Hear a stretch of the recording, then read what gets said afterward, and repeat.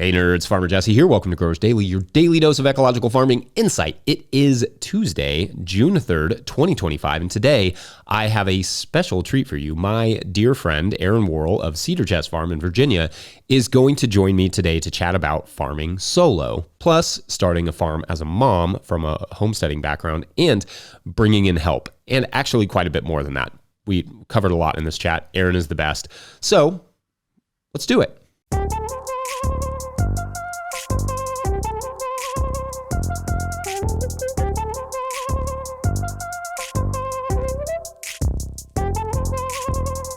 Hi, Erin. Hi. Welcome to the podcast. Thank you. I'm so excited to have you. I've got some fun stuff for us to talk about. So the topic I thought we would kick the day off with is farming solo. And I guess maybe just calibrate us a little bit to start.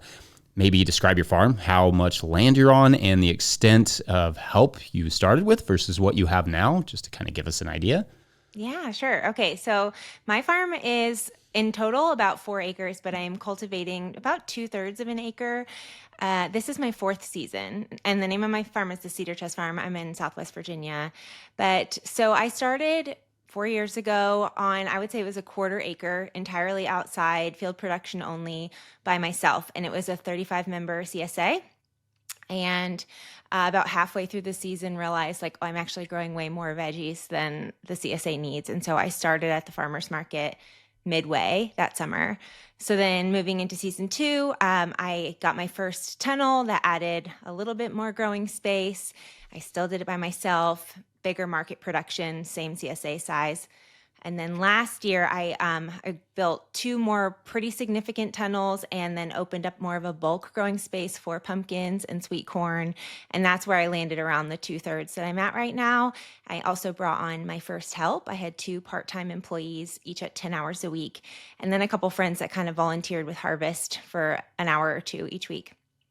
We're in season 4 right now. I'm like 6 weeks into market, and I'm entirely like a market style CSA now, which is a little bit different. I'm not packing boxes the same way. And I imagine that some of the reasons for that will come up in our conversation later. But this year I have 1 employee. He's here 10 hours a week. And then another friend who's volunteering kind of in exchange for veggies for 3 to 4 hours a week. So a little bit less labor helping me. It's predominantly me. I'd love more help, but also I have a budget. So Yeah. Okay. So wait, that market style CSA, let's go ahead and describe that because I'm fascinated. And was that a decision based on your labor sort of, or was that like can you describe that a little bit?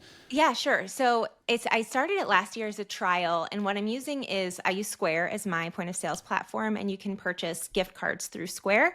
And so I'm using these gift cards sort of as a membership card. People buy in at a certain dollar amount, and I made those dollar amounts the same as, the packed box CSA shares. And all that money gets added on the front end of the season, and then they just spend it down over the course of the year. And I did it because I still am using my minivan to get all of the produce to market. And as the operation has grown and as my popularity at market has grown, my sales have grown, I just was running out of space in my van, and I couldn't logistically bring all of the packed CSA boxes for market pickup along with all of the produce that I was going to sell at the market. And so just for the sake of space efficiency, I was like, if I can bring all these veg in the harvest totes, not in boxes with people's name on them, then I can bring more stuff. And then it turned into, oh, actually they could just pick what they want and fill their own bag based on that dollar amount. And it worked so well. Everybody loved the flexibility of it. They loved that if they went on vacation, there was like no week to miss or keep track of. And I liked that it saved me the logistics of packing their boxes. And so I moved entirely to that model this year. I'm not packing any more boxes anymore. Yeah, nice. Wash my hands. Okay, so take us back to that first year. You did that first year pretty much solo, right? Like that was just totally you, and you said it was like 3/4 of an acre, 35-member CSA, and then at the end you kind of tacked on. Like, talk a little bit about what that experience was like in year 1. I was really flying by the seat of my pants. I don't think I knew a lot about, I mean, I'd done all the research. I had been homestead scale gardening for several years. And so the production side of things wasn't too big of a leap.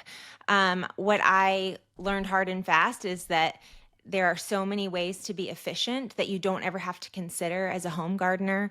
And otherwise, you're just going to spend all your time in the garden. I mean, we still do. But yeah, I was mostly just, I made a crop plan and I hoped that it would work, but you're learning how much does one bed actually produce of salad mix? Is that enough or not too much? How often do I have to, start a new succession of something? So it was really a lot of trial and error, a lot of note taking. And I, just for the sake of figuring it out, planted a lot more than I assumed I would need. And that was sort of my buffer. And that did turn out to be true. And that's why I ended up also at the farmer's market mid-season. So you said in year 2, right, that you brought somebody on? Year 3. Year 3.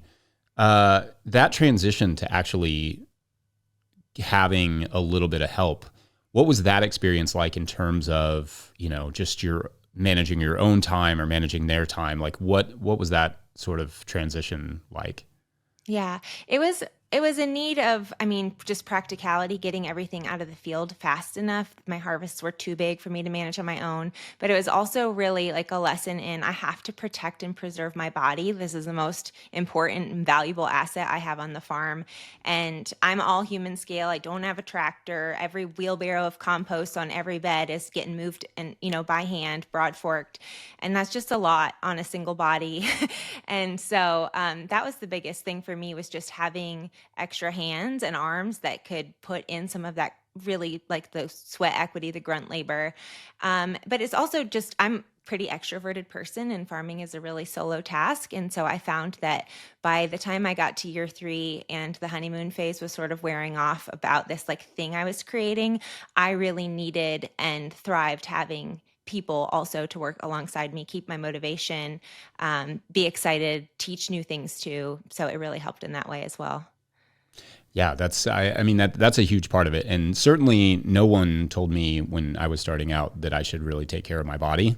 Not no one, but it wasn't like present of mine. So I'm impressed and encouraged that you actually, that was on your mind so early on. I think part of that is I got into farming a little bit later. I'm in my late 30s. And I think when you're in your early 20s and you're starting a farming career, you can abuse yourself a little bit more. Yeah. Oh, yeah. And you also don't listen to advice when you're in your 20s. You're just like, they don't know. So true. I'm curious, like, to dig in a little bit more on that managerial stuff, because one of the things I found with having an employee was like figuring out how to manage my time well so that I was doing stuff while they were being efficient and that I didn't feel like I was just kind of like walking around making lists or like trying, you know what I mean? Like, was there that sort of experience for you, or what? How did you kind of manage that? Yeah, it's true. When you bring on someone to help, you are spending just as much time thinking about how to use their time as you were when you were doing the time yourself. You know what I mean? You do have to prepare well and make sure you have tasks lined up so that you're getting kind of top dollar for your investment in their labor. I specifically brought the girls on to help me with the harvest. I knew that was going to be the biggest thing. So it was a time of the week when the labor was going to be really specific and I could train them specifically on different crops and then on wash pack.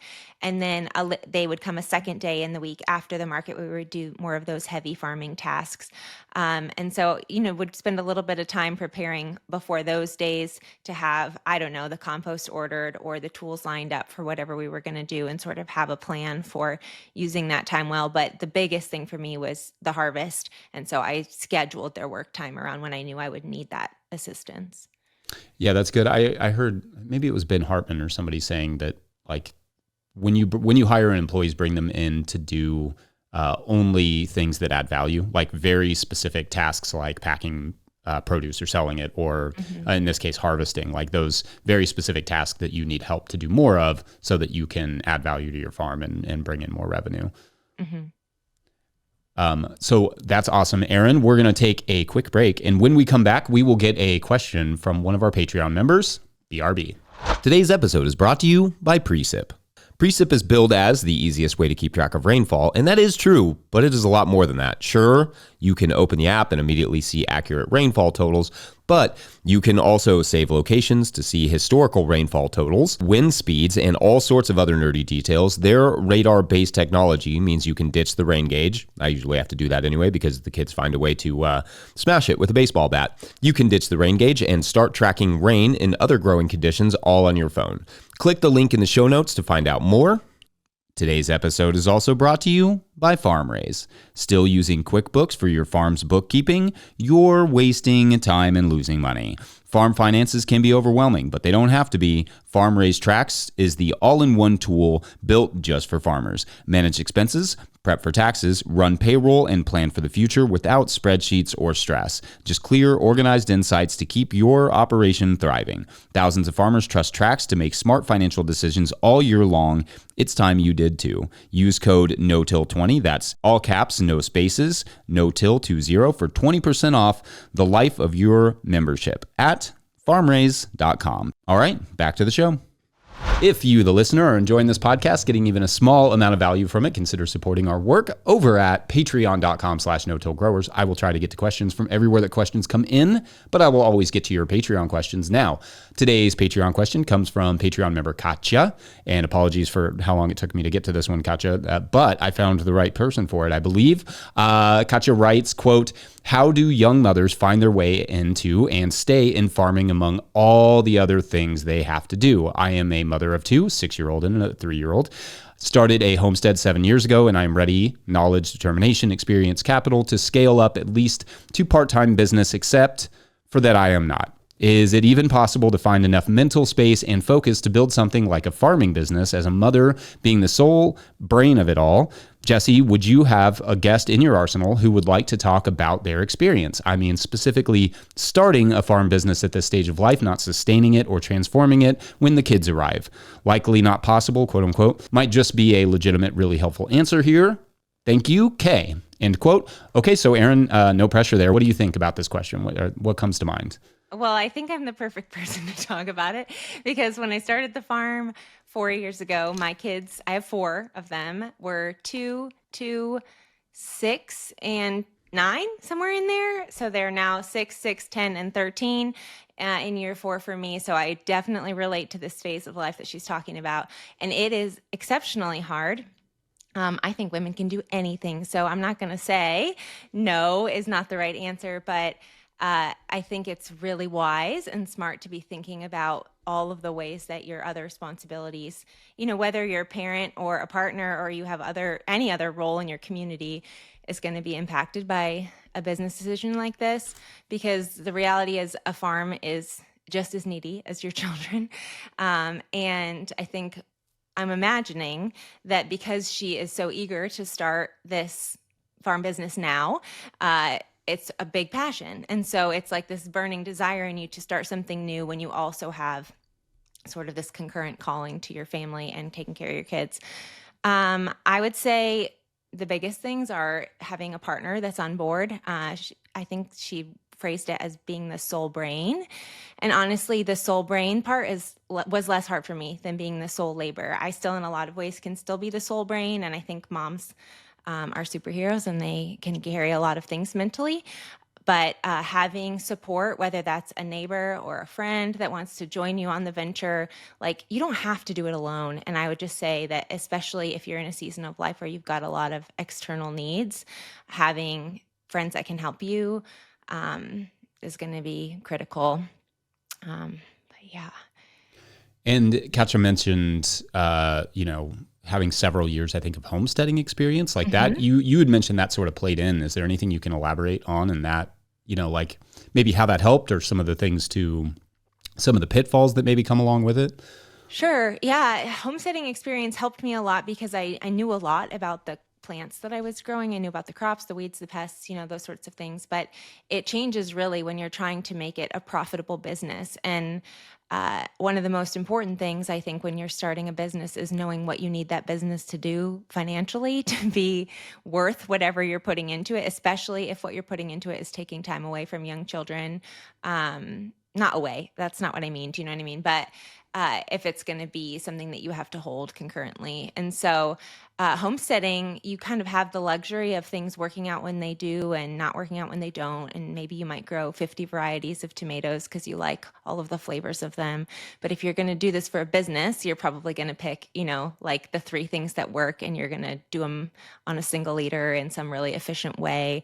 And so you have a lot of knowledge from homesteading, but it is not the same. And I think all of the strategic decision making that you have to do when you're transitioning from this hobby sort of home scale thing to a business it's a lot on your brain and your body. And so you just, doing it with kids, it's just, it's really hard. I don't know what else to say. It's really hard, but I don't think that means you shouldn't do it. Yeah, sure. It's hard for everybody. And, and it's like starting any business, but with a good plan, I think that certainly helps, and some amount of experience from the homesteading. Along the lines of the kiddos, our biggest solution was a trampoline, it turns out, because it's like a giant playpen. But us too. It's the best. I recommend it to everybody who has kids. Trampolines for the win. And in fact, this as a side note, I'm obsessed with the Netherlands, and I spend random amounts of time like just looking at stuff in the Netherlands. And I've never been there, but they put their trampolines, they like bury them. And so they have like a pit underneath them or whatever. And so there's no netting around it, so you can just like run and jump on the trampoline, and there's but anyway, love that idea. But yeah, is there infrastructure? Are there ideas that you've found to be helpful, or, with the children, are there ways you incorporate them into the garden, or are there ways that you kind of keep them occupied from not necessarily, derailing garden work? Yeah, anything along those lines? Yeah. I mean, people have so many different philosophies on parenting, and there's no right way. Mine's not the right way. But I personally, when I set out to do this, thought, this is my business. It's not my children's responsibility. And so I'm never going to force them to be involved in any way that they're not excited about. They don't have to be with me. They don't have to help. That's just my own personal conviction. And also, sometimes when they do want to help, it's not the most helpful. So I generally tend to farm without my kids, unless it's a task that they're going to really delight in and they can't super mess up, like planting sugar snap peas, or they like to help me harvest some things sometimes. The bulk of my farming happens in the summer when my kids are home from school, so they are here at the house all of the time. I'm really fortunate that my partner's job is at a university, and so during the summer, he is working from home. And honestly, he takes on a lot of the primary parenting during that time, because I don't think that I could do the things that I'm doing at the scale that I'm doing them with my kids, in the garden with me. At this time in life. And my kids are bigger too. They're a little more independent. This question was asked by someone with really small children, and 3-year-olds they don't have boundaries when it comes to not pulling up, your really important crops, or messing with your irrigation, or whatever the thing is. So yeah, my kids they're always welcome. They know what they are allowed to have and participate in, and what they can't. We do have a trampoline. That's a big one. We also put up like a playhouse right next to the garden area, so when they want to be outside with me, they can be there. But my parenting and my active farming time, I would say, are pretty separated for the most part. Yeah. We had a 3-year-old, one of our 3-year-olds. When they were 3, I guess is a more accurate way of putting that, just had a pair of scissors, and the side of the high tunnel had found the pair of scissors, and just... I mean, it had to be so fun for them, but yep. I had the exact same hole in my high tunnel from a pair of scissors from my youngest. Yeah, that's great. So expect that. Yep. That's awesome. We're going to take another quick break, and when we come back, we are going to talk about some of the tools that make this solo farming thing possible. Be right back. Today's episode is brought to you by Farmhand. I started a CSA to grow food and build community, not to drown in admin work. Spreadsheets, emails, and pack lists take up too much time. If I could spend less time at my desk and more in the field, that'd be a win. Enter Farmhand. Farmhand automates billing, newsletters, websites, and member support, saving CSA farmers 20 plus hours a week. Focus on farming, not paperwork. See how Farmhand can help. Book a one-on-one demo with founder Ari at farmhand.partners/no-till. That's farmhand.partners/no-till. Today's episode is also brought to you by Peaceful Heritage Nursery. If you're looking for hardy and resilient fruit trees, berry plants, or pawpaw trees, then check out Peaceful Heritage Nursery. Peaceful Heritage Nursery LLC is a mail-order nursery shipping premium quality fruit trees and berry plants across the USA. They specialize in resilient, non-GMO plant genetics for small growers. Their diverse selection includes berries, cold hardy figs, passion fruits, gumi, mulberry, and much more. They're famous for their diverse selection of premium quality grafted pawpaw trees. 5-star Google ratings and customer testimonials attest to their commitment to excellence in quality and service. Find them at peacefulheritage.com and join the mailing list. Once again, find them at peacefulheritage.com. Use the promo code NOTILL for 10% off your first order. All right, back to the show. All right, so Erin, when you're farming solo, you have to be obviously like really smart about your time and efficiency. So I'm curious, tool-wise, what are some things that have been super helpful for that? Some of the things that have like done the trick for you in that department, and maybe some that you kind of wish you had. Yeah, the most obvious, easiest answer for me is the Jang Cedar.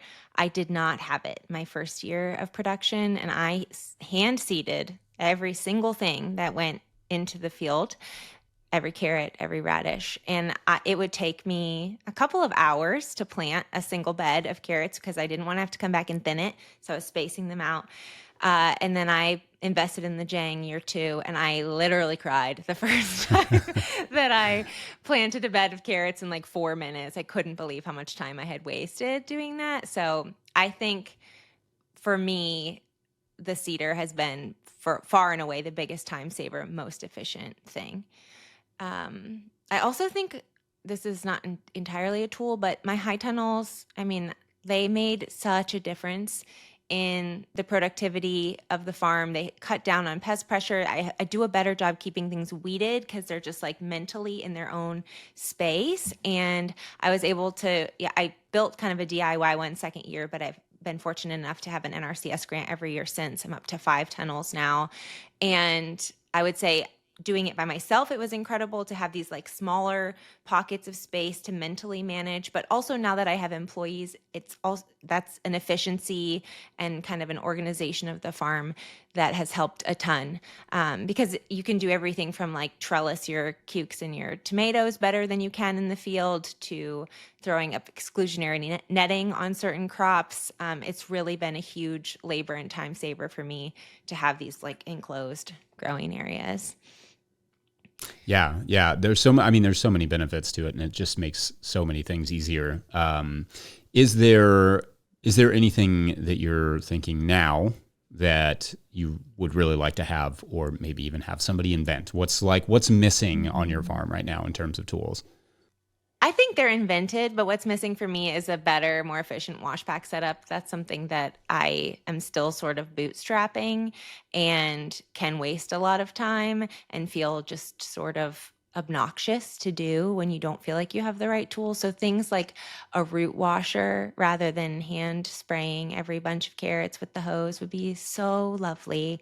A bigger, salad greens bubbler, stuff that can just move things in faster quantities. Those are the things I could really start to benefit from. Yeah, I think that's an area that's really easy to have bottlenecks. Yeah.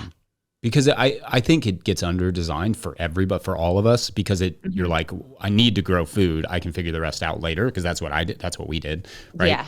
And then you get it to the wash pack and you're like, all right, well, at first I'm just going to use these buckets that I have. And then you buy like a hand spinner for your salad mix, whatever. And but that becomes a very significant portion of your time is spent just literally washing and packing things.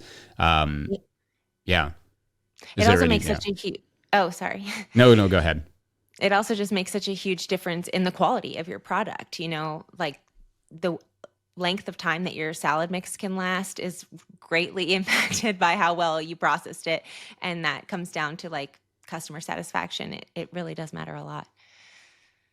One question I had in regards to the Jang, you mentioned that being like just, completely a game changer for you.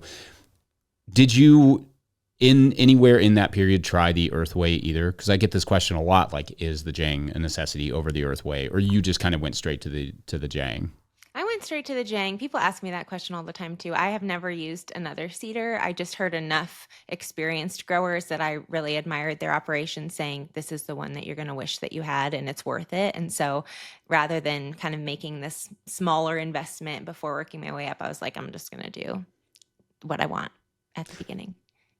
Yeah. It's funny because your story of going from like hand seeding to, crying, pushing the Jang, it rings like that's the story I'm always telling people that I didn't necessarily go directly from, because when I started learning how to farm, I had, the farmer that I was working for had the Earthway and stuff. So I kind of had experience with that.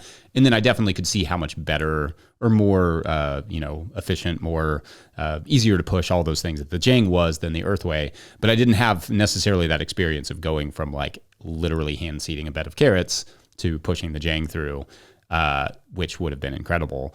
So yeah, I mean, I think it's nice to have that anecdote to be able to tell people, but also like there are tools like that and in that you experience, like you're going through something, you're cultivating or you're seeding or whatever, and it's very slow. And there are tools that can improve that process, but there is some value to having gone through it the hard way to begin with, I think. Mm-hmm. Yeah. I thought of one other thing that I would love to have. Sure. When I'm thinking about, so philosophically, right, when you're farming solo, so much of your farm can just become your life. And I think as I've become a healthier person who is also a farmer, who also farms at my home, it's been as my mind has changed about like separating my farm business from me as an individual and like creating some distinction there. And so one thing that I'm working on this year is moving my farm transport out of my personal vehicle. And so I would say like some kind of van or trailer or something that belongs to the farm business. And I don't have to unload like all of my market tables and signage and packaging and everything out of my car so I can drive my kids to soccer, like every week. That is such a mental slog for me. And it feels like it's encroaching at all times. There's microgreen seeds all over the floor of the van because I've spilled so many trays in there. And so, yes, that's one thing that's missing that I think will make a really big difference to me just in quality of life and like mental sustainability. That's an interesting one. One, I appreciate that you're taking them to soccer. But two, I think people maybe don't realize that you can get a loan for, like, we got ours through Ag Credit for a Honda Odyssey that we used for the van, just exclusively for the farm, because that was the perfect fit for us for the amount of produce we were taking. We could fit about $2,000 worth of produce in one of those vans because they're so well designed, and you just take out the seats or whatever, and they run forever. So it turned out that we were able to get that loan for like basically a family van through the Ag Credit to be able to use for the farm, which, I don't know. Some people probably think about van. I don't know what kind of van you got. And some people may think, I need a Sprinter. I need one of these, like larger whatever vans. And I think maybe eventually a lot of people will, but there is also that option of getting like low interest loans for, I don't know, smaller vehicles like that. Yeah, I think it's definitely worth it to be able to have something that can like stay farm use and not have to transition every week back and forth to make your personal life possible. Yeah, I agree with that. Erin, thank you so much for joining me. This has been a blast. Yeah, I've had so much fun. Thank you. Soft blonde pink bust and shoulders, page 55. All right, I hope you enjoyed that conversation. Make sure to follow Erin's work on Instagram and all the places. We will hook it up with links in the show notes. Don't forget, we at No Till Growers are now officially a 501c3, so donations are tax deductible, greatly appreciated. You can learn more about how to do that in the show notes as well. Please make sure to like and subscribe and or follow wherever you're getting this podcast. That's an easy way to help us out. Enormous thank you to all of our show sponsors. And if you'd ever like to sponsor this show, you can reach out to Farmer Michelle at no-tillgrowers.com. Huge shouts to Willie Breeding for the theme music, Mike Hilbert for the production help and editing, and the team at No Till Growers. Also shouts to Epidemic Sound for the background music that you can hear. Pick up a copy of the Living Soil Handbook or the Seed Farmer at no-tillgrowers.com to support us as well. Big thank you to everyone over at patreon.com/no-tillgrowers, where at a certain level, or if you just bump up from one level to another, or you sign up in the month of, what are we in? June, you get a shout out on the show. So big shout outs today to Joseph Legote, Mike Fairservice above the Dam Farm, and Hood Family Farm. All right, so, well, obviously, when you live in a town that is a secret and you enjoy it and you want to kind of keep it secret, part of the way in which the Kansatonians, their name, not mine, do that is by not only growing a thick forest, but growing a dense barrier of briars and a nearly impenetrable thicket all around with just a few entrances and exits hidden from view. Also, all of their houses are underground, so even heat sensors would struggle to pick them up unless they were just looking for them. The townspeople have also purchased all the surrounding land, which they coyly rent out to sunflower farmers who couldn't care less about the, rocky, mysterious thicket because of the excellent price they get on the rental land around there. They couldn't care less at all. They couldn't care less, that is, until one farmer fell asleep at the wheel of his tractor and drove right into town. Just not a town he knew existed. And that is for tomorrow on Visiting the Kansatonians. Visiting the Kansatonians. Sure. All right. Thanks for watching and or listening. Shouts to Erin for joining me. We will see you tomorrow. Bye.